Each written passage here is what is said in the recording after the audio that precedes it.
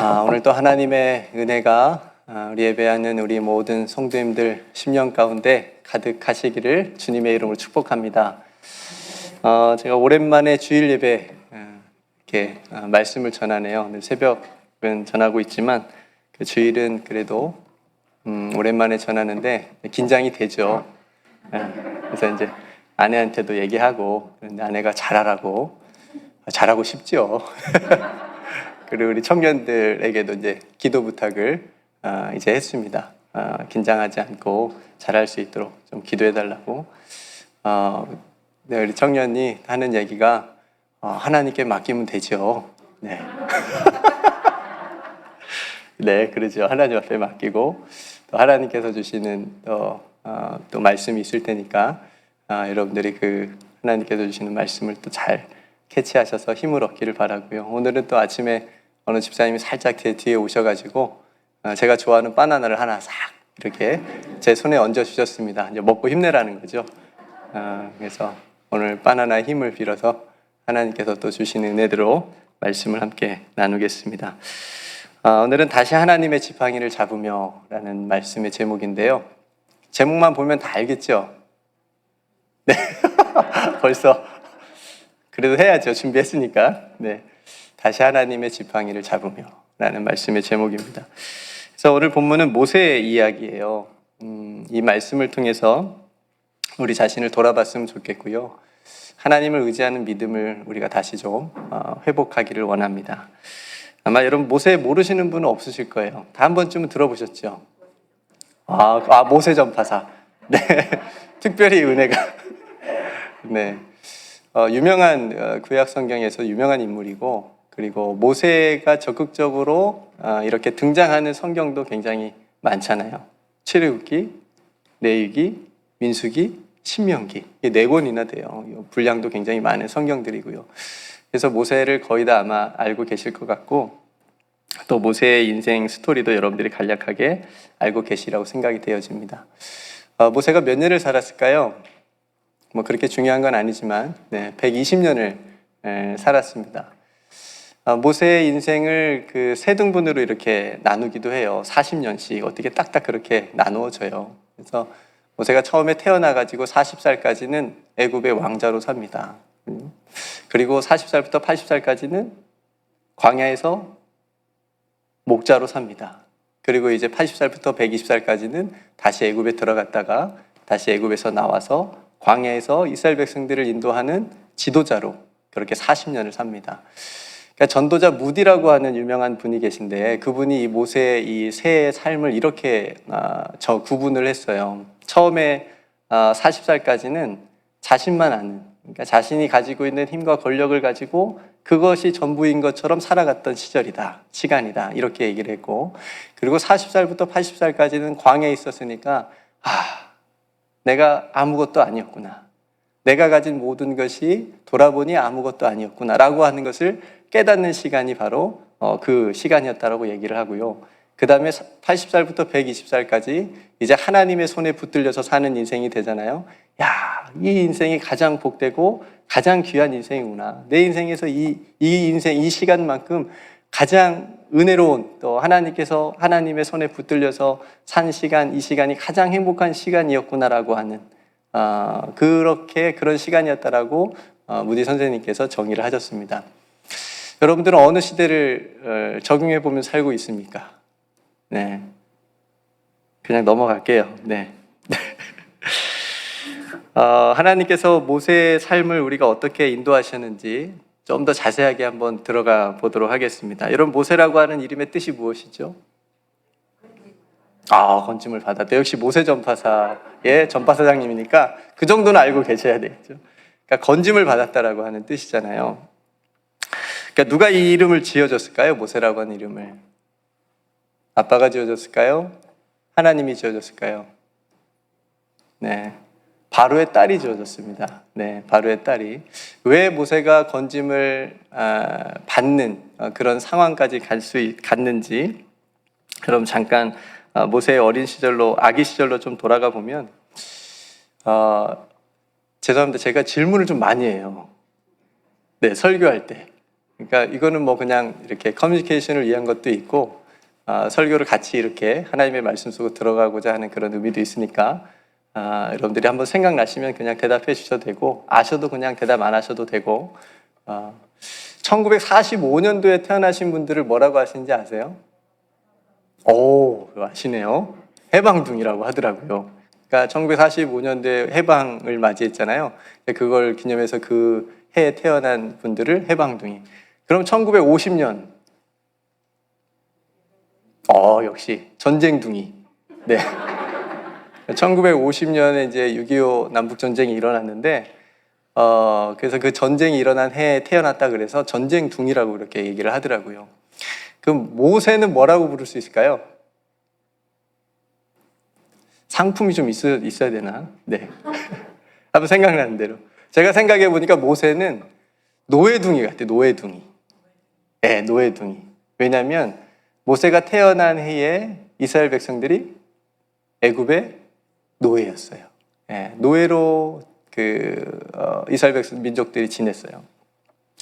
좀 더 거슬러 올라가 보면 요셉 우리가 다 알잖아요. 요셉의 시대에는 이스라엘 백성들하고 애굽하고 굉장히 사이가 좋았죠. 애굽의 요셉이 총리이기도 했었고 굉장히 환대를 받았고 도움을 받았죠. 그래서 요셉의 아버지 야곱을 통해서 그 가족들이 다 애굽에 넘어왔을 때 고센 땅이라고 하는 좋은 땅을 또 받아가지고 거기서 거주하면서 살잖아요. 그런데 시간이 흘러서 요셉이 죽습니다. 그리고 요셉을 아는 왕도 죽어요. 교제했던 왕도. 그러니까 애굽의 새 왕이 딱 세워졌는데 이 새 왕이 보니까 이스라엘 백성들이 너무 강한 거예요. 숫자도 많고. 그러니까 마음에 두려움이 딱 생겼습니다. 이놈들이 나중에 우리한테 반격할 수도 있고 또 자신들의 적국하고 손을 잡아가지고 이거 뭔가 반란을 좀 일으킬 거라고 하는 그런 두려움이 생겨가지고 막 학대를 합니다. 그래서 막 유명한 건물들도 막 힘들게 짓게 하고 그렇게 학대를 하는데 학대를 하면 할수록 이스라엘 백성들이 어떻게 돼요? 더 번성합니다. 그렇죠? 더 막 숫자가 많아져요. 그러니까 이 애굽의 바로왕이 더 악한 정책을 쓰는데 인구 뭐라고 해야 되나요? 조절 정책이라고 해야 할 수 있을까요? 남자아이가 태어나면 어떻게 하고요? 죽여요. 그 여자아이가 태어나면 살리고.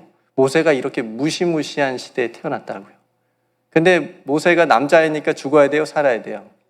죽어야 돼요. 제가 이른비 예배도 이렇게 설교를 하니까 제 아내가 이제 끝나고 중고등부 설교하는 것 같다고. 네.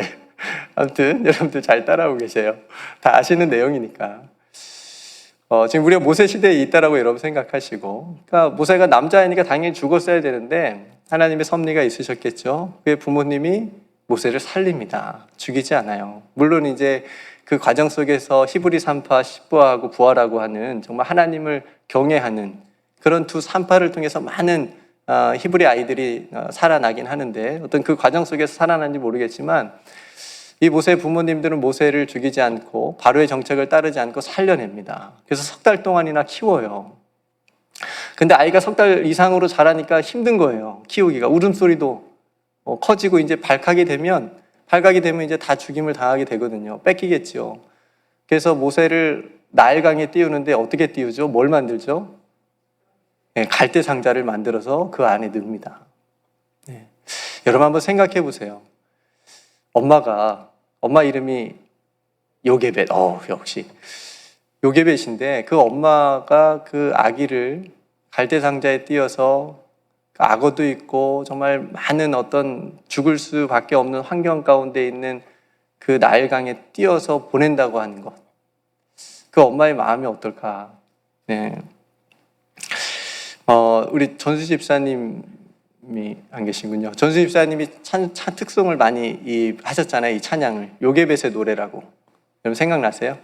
네, 요게벳의 노래라고 하는 찬양이 있는데 이 찬양을 만드신 분이 아마 그 엄마의 마음을 아마 묵상하고 만드신 것 같아요. 그 가사가 이렇습니다. 너의 삶의 참 주인, 너의 참 부모이신 하나님, 그 손에 너의 삶을 맡긴다. 여기서 너는 모세를 의미하는 거죠. 너의 삶의 참 주인, 너를 이끄시는 주 하나님, 그 손에 너의 삶을 드린다. 그가 널 구원하시리, 그가 널 이끄시리라, 그가 널 사용하시리. 정말 이 가사가 은혜로운데요. 그러니까 이런 마음으로 정말 하나님이 지켜주시기를, 보호해 주시기를 그런 마음으로 기도하면서 그 나일 강가에 자신의 아기 모세를 띄워서 갈대 상자에 넣고 보낸 거죠. 여러분, 그 모세가 담긴 갈대 상자가 히브리어로 테바라고 하는 단어예요. 테바. 근데 노아의 방주에서 방주도 테바입니다. 그러니까 테바라고 하는 같은 단어를 써요.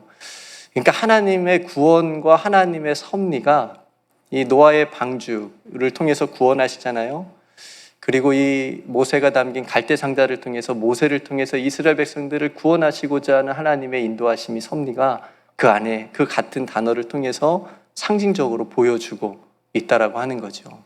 방주는 크고 갈대 상자는 작고 우리가 크고 작고 이런 게 중요한 게 아니고 하나님께서 그것을 통하여 구원하시느냐가 중요한 거예요. 우리가 그걸 보는 게 굉장히 중요한 시각인데요.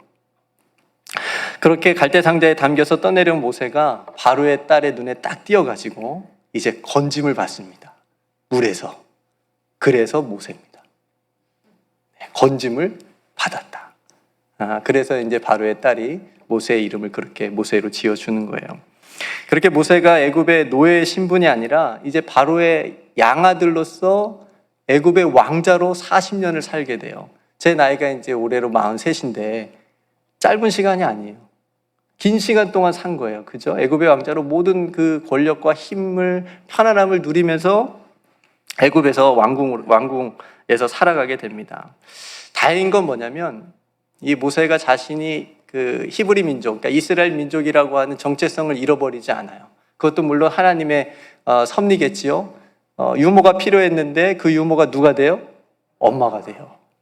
엄마를 딱 그 왕궁으로 불러가지고 키우게 하는데, 그래서 엄마가 얘기를 했겠죠. 너는 히브리 민족이야. 너는 하나님을 섬기는 백성이야. 이렇게 계속 교육을 시켰겠죠. 그러니까 모세의 마음에도 자라면서 그런 마음이 있었을 거예요. 그래서 사건이 하나 일어납니다. 이건 모세가 인생의 이마 광야로 들어갈 수밖에 없는 사건이 거기서 그래서 벌어진 겁니다. 아마 그런 마음이 없었으면 이스라엘 백성들이 자기 민족이라고 하는 그런 정체성과 그런 게 없었으면 아마 그런 일도 계속 그냥 편안하게 왕궁에서 살아갔을 텐데 모세가 그 어떤 사건에 들어가게 돼요. 그게 여러분 다 아시죠? 모세가 딱 나가서 보니까 자기 민족이 막 학대받고 있는 거예요. 노예였으니까. 그런데 하루는 보니까 애굽의 군인이 자기 민족을 막 심하게 학대하고 있는 거예요. 그래서 그 애굽 군인을 모세가 죽입니다. 살인하게 돼요.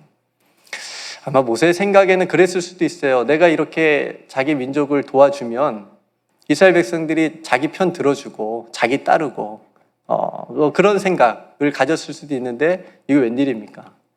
맹대해요. 한 번은 또 둘이 이스라엘 백성들이 싸우고 있는데 가서 얘기를 하니까 뭐라고 얘기합니까? 누가 당신을 우리의 재판장으로 세웠습니까? 이렇게 얘기를 하면서 냉대하는 거예요. 그러니까 인정하지 않는 거죠. 모세를 자신의 어떤 그 민족으로. 그럴 만도 하겠죠. 자신들은 노예로 살고 있는데 왕궁에서 살고 있었으니까. 그렇게 해서 이 사건, 살인 사건이 바로에게 발각이 돼서 어쩔 수 없이 살기 위해서 광야로 모세가 들어가는 거예요. 그래서 광야에서 모세가 몇 년 살았다고요? 40년을 목동으로 삽니다. 모든 것을 누리면서 살았던 모세가 모든 것을 다 잃어버리고 내려놓아야 되는 그 광야에서 이제 하나님을 의지하는 그런 훈련을 받는 시간으로 40년을 보내게 되는 거예요. 이제 하나님 없이 세상의 모든 것을 다 가지며 누릴 수 있었던 왕궁에서 떠나서 아무것도 없지만 하나님이 계시는 그 광야에서 이제 자신이 믿고 의지하며 살아가야 되는 것이 하나님이심을 모세는 이제 훈련하고 하나님과 함께 그곳에서 훈련받았던 거죠. 그러니까 광야에서 양을 치면서 그랬겠죠. 앞에서 제가 처음 전도자 무디 선생님께서 말씀하신 것처럼 아무것도 아니구나 내가 가진 것이 이게 아무것도 아니구나 라고 하는 생각을 깨닫고 그렇게 고백, 그리고 사도 바울이 또 동일하게 나는 죄인 중에 괴수구나 라고 하는, 그러니까 하나님의 은혜 앞에 섰을 때 하나님의 은혜를 깨달았을 때 나오는 그런 고백. 우리도 그런 고백이 인생 가운데 꼭 있어야 돼요. 반드시 있어야 돼요. 하나님의 은혜 앞에 섰을 때 자기 자신의 진짜 모습을 볼 수 있는, 나는 하나님 앞에 너무나 부끄러운 자녀구나, 그런 모습이 있구나, 내가 너무 부족하구나, 내가 잘난 줄 알고 살아왔는데 내가 가진 것으로 내가 어떻게 내 힘으로 살아온 것 같은데 그게 아니었구나라고 하는 깨닫는 어떤 순간 지점이 있어야 돼. 그래야 은혜 가운데 들어갈 수 있는 겁니다. 그렇지 않으면 형식적으로 종교 생활할 수밖에 없는 거예요. 모세가 그랬다고요. 왕궁에서는 안 되니까 하나님께서 광야로 그냥 데리고 온 거예요. 끄집어 와서 너 안 되겠다, 네가 나를 의지하고 나를 전적으로 신뢰하면서 살아가도록 내가 만들어야 되겠다. 그런 하나님의 섭리 속에 지금 모세가 있는 거죠. 그러니까 성도 여러분, 하나님의 사람은 왕궁에서 만들어지는 것이 아니고 광야에서 만들어지는 줄로 믿습니다. 혹시 여러분 어려움이 있습니까? 고난이 있습니까? 왜 나에게 이런 일이 생기지? 왜 내 길은 열리지 않는 거지? 한번 반대로 생각해 볼까요? 그 일을 통해서, 그 고난과 어려움을 통해서 하나님께서 내가 너와 얘기하고 싶고, 내가 너와 교제하고 싶고, 네가 나를 좀 붙들었으면 좋겠고, 이렇게 하나님께서 우리에게 말씀해 주시는 그런 훈련의 시간으로 우리가 바꿀 수 있다면, 시각을 바꿀 수 있다면 우리가 하나님을 더 붙잡는 그런 은혜의 시간이 될 줄로 믿습니다. 여러분, 하나님을 의지하는 믿음은요, 고난의 한복판에서 세워지는 것을 우리의 인생에서 깨달아요. 그죠? 어려울 때 더 하나님 붙잡잖아요. 새벽 예배 언제 나와요? 갑자기 안 나오시는 분이 새벽 예배 나와요. 왜요? 뭐가 힘들거든요. 하나님 아니면 안 되거든요. 그러니까 그런 마음, 그런 간절함을 가지고 하나님 앞에 내가 기도하지 않으면 안 되겠구나, 그런 마음을 하나님께서, 그 어려움, 그 마음을 주시기 때문에 나와서 하나님 앞에 기도하는 거죠. 근데 어려움이 있는데도 기도 안 하는 것은, 그거는 그냥 큰일 나는 거예요. 여러분, 기도하시기 바랍니다. 여러분, 혹시 어려운 일이 있으면 더 기도하시고 하나님 붙잡으세요.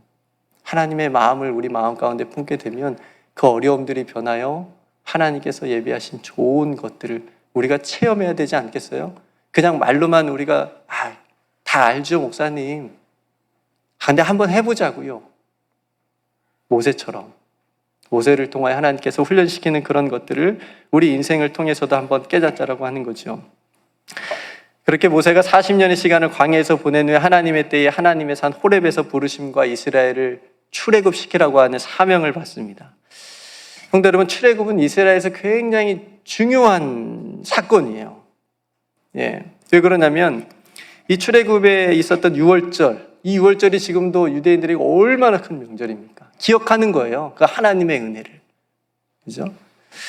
그리고 이스라엘이 아브라함부터 시작된 그 가족 공동체를 넘어서 이제 이 사건, 출애굽 사건을 통해서 민족 공동체로 나아가는 시작이 되는 거예요.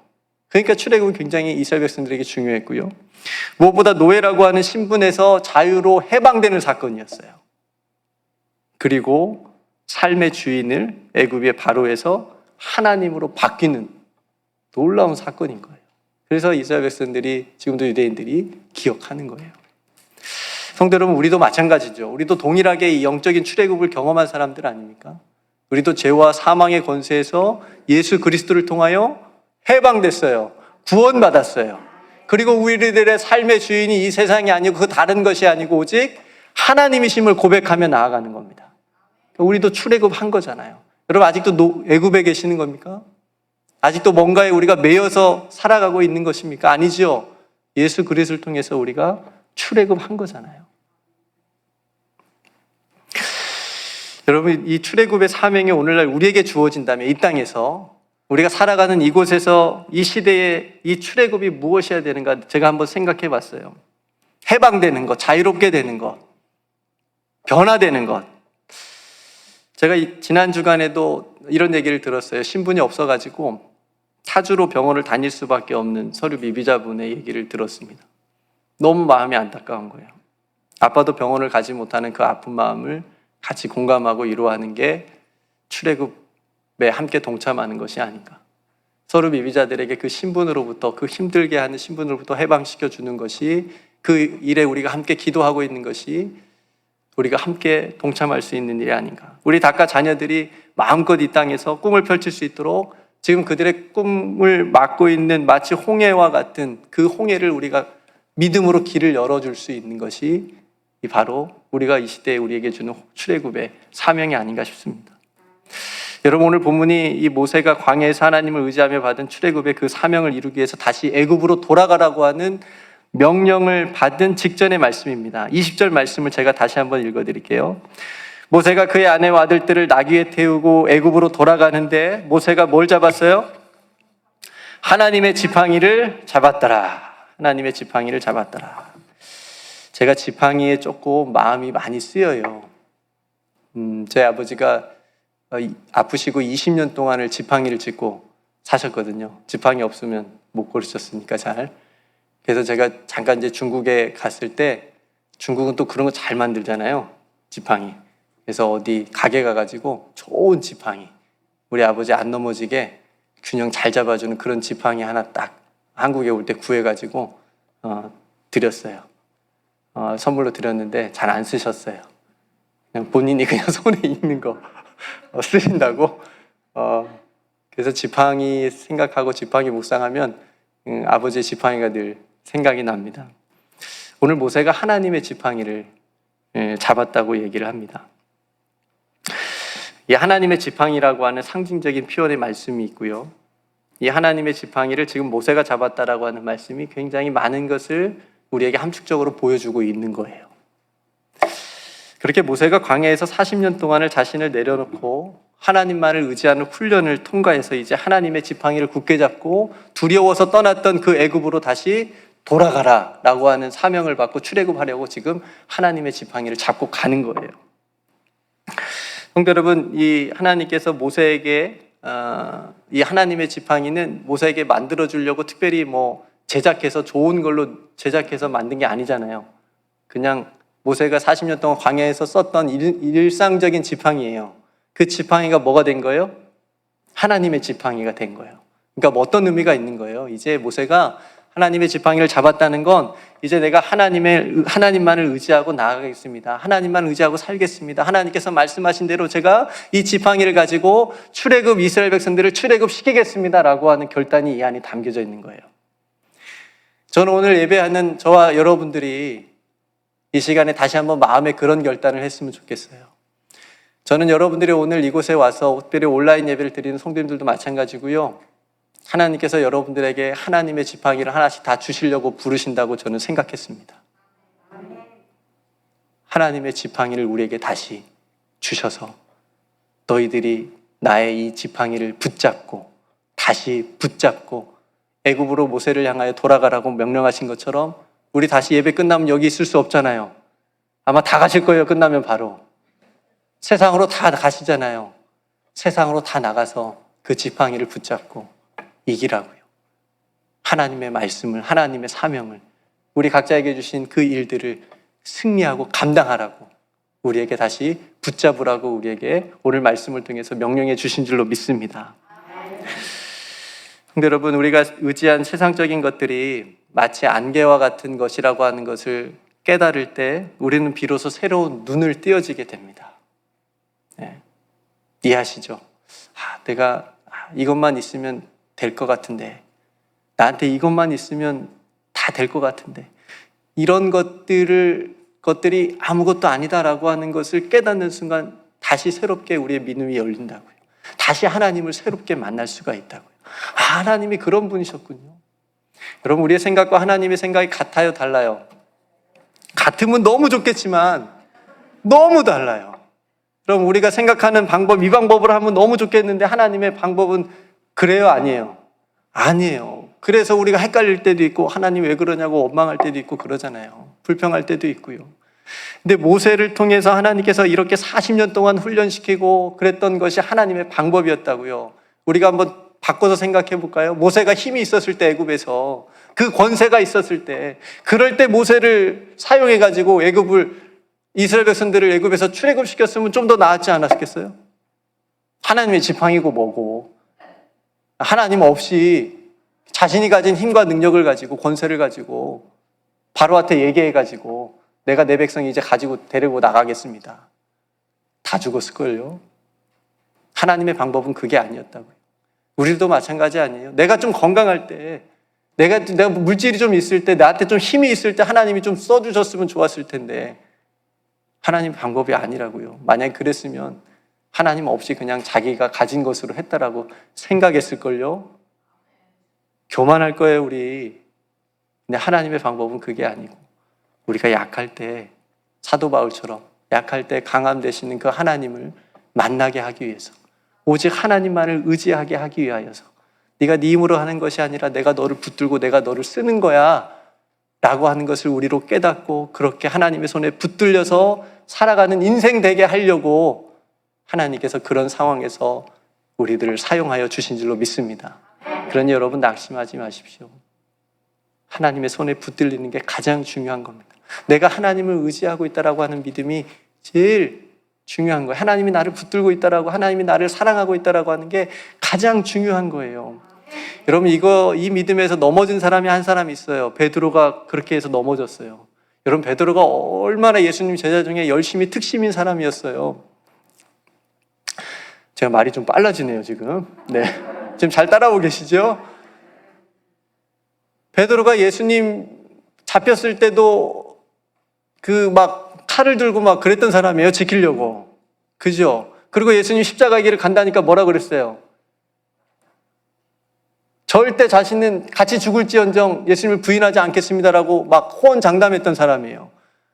그래서 자신의 말대로 정말 예수님을 3번이나 나는 예수님을 따르는 사람입니다, 예수님을 따랐던 제자입니다라고 그렇게 대답할 수 있는 기회가 몇 번이나 있었어요.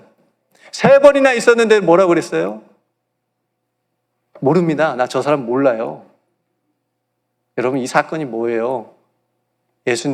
베드로가 스스로 가지고 있었던 자기 믿음을 내려놓는 사건이었다고요. 내가 이만큼 잘 믿었잖아, 내가 예수님 이만큼 잘 따르는 사람이, 나 이렇게 잘 믿는 사람이었어라고 하는 그 자기의 믿음을 내려놓는 사건이었다고요. 부활하신 예수님을 베드로가 딱 만납니다. 예수님이 베드로를 향해서 너 왜 나 배신했어? 너 왜 나 부인했어? 이런 말씀 한마디도 하지 않으시고 내 양을 먹이고 치고 내 양을 먹이라라고 하시면서 베드로를 다시 이렇게 세워주시잖아요. 내가 너 사랑하는 거야. 그러니까 베드로가 자신의 믿음을 내려놓고 그 안에 뭘 채운 거예요? 이제 예수님의 사랑을 채우니까 예수님의 그 사랑으로 예수님이 나를 사랑하시는구나라고 하는 그걸 이제 믿으니까 그 믿음으로 일어서서 다시 새롭게 받은 사명을 감당하는 베드로가 되잖아요. 여러분 우리도 그래야 된다고요. 여러분 믿음 좋으세요? 여러분 강하세요? 넘어질 수 있다고요. 베드로처럼 우리도 우리 자신의 믿음을 내 스스로 확신하고 믿으면, 근데 하나님께서 나에게 해주신 일들, 예수님이 나를 얼마나 사랑해 주시는지를 깨닫는 그 믿음을 가지고 일어서면 겸손하게 하나님께서 우리에게 맡겨주신 일들을 감당할 수 있을 줄로 믿습니다. 그러니까 베드로에게 하나님의 지팡이는 뭐예요? 저는 십자가라고 봐요. 십자가를 통해서 자신이 얼마나 예수님이 사랑해 주셨는지를 깨달았으니까 그 십자가를 통해서, 그러니까 베드로가 잡은 것은, 하나님의 지팡이를 베드로가 잡은 건 예수 그리스도의 십자가였어요. 우리들도 동일하죠. 우리들도 동일한 은혜를 받았잖아요. 우리들도 십자가 튼튼히 붙잡고 찬송가 가사처럼 십자가 튼튼히 붙잡고 여러분 일어서고 승리하시는 저와 여러분들이 되기를 주님의 이름으로 축복합니다. 말씀을 정리할게요. 이제 벌써 정리합니다. 그럼 뭐 더 듣고 싶으셔도 없어요. 이제 말씀을 정리합니다. 여러분 손에 뭘 잡고 계세요? 하나님의 지팡이. 그냥 지팡이 아니고 세상 지팡이 아니고 하나님께서 나에게 주신 지팡이, 그 하나님의 지팡이를 다시 굳게 잡고 일어서자고요. 세상에 나가서 승리하자고요. 내가 하는 것이 아니라 이 하나님의 지팡이가 나를 이끌어간다. 하나님께서 말씀하신 대로 나는 인도함을 따라서 간다라고 하는 것, 그것을 우리가 다시 한번 마음에 새기고 오늘 여러분들에게 각자에게 하나님께서 선물로 주신 그 하나님의 지팡이, 예수 그리스도의 십자가의 은혜, 나를 사랑해 주신, 변함없이 사랑해 주신, 내가 어떤 모습이라도 변함없이 있는 그대로 나를 받아주시는 그 하나님의 사랑, 그 하나님의 사랑을 붙잡고 오늘 또 일어서자고요. 마음의 낙심과 절망과 그런 거 하나님께 맡기고 하나님께서 나에게 주시는 귀한 은혜와 사랑을 붙잡고 새 힘을 얻고 용기를 가지고 일어설 수 있는 저와 여러분들이 다 되시기를 주님의 이름으로 축복합니다. 제가 다시 20절 말씀만 다시 읽어볼게요. 모세가 그의 아내와 아들들을 나귀에 태우고 애굽으로 돌아가는데 모세가 하나님의 지팡이를 손에 잡았더라. 히브리서 3장 14절 말씀, 우리가 시작할 때에 확신한 것을 끝까지 견고하게 잡고 있으면 그리스도와 함께 참여한 자가 되리라. 아멘. 여러분 끝까지 견고하게 하나님의 지팡이를 잡고 승리하시기를 주님의 이름으로 축복합니다. 기도하겠습니다. 은혜로우신 아버지 하나님, 다시 우리에게 하나님을 의지하고 하나님이 나의 참 주인 되심을 고백하는 그 하나님의 지팡이를 잡으라고 오늘 말씀해 주신 줄로 믿습니다. 우리 각자에게 주신 그 하나님의 지팡이, 예수 그리스도의 십자가, 그 하나님의 사랑을 아버지 하나님 우리가 굳게 의지하고 붙잡고 이제 모세가 애굽으로 돌아갔던 것처럼 우리도 세상에 나아갑니다. 하나님 세상에서 승리하게 하시고 우리 각자에게 주어진 삶의 자리에서 충성하며 하나님께서 우리 각자에게 주신 귀한 사명을 잘 감당할 수 있는 우리 사랑하는 귀한 성도들 한 사람 한 사람 다 되게 하여 주시옵소서. 한 주간의 삶도 하나님께서 우리와 함께하여 주심을 믿고 감사드리며 사랑이 많으신 예수님의 이름으로 간절히 기도드리옵나이다. 아멘.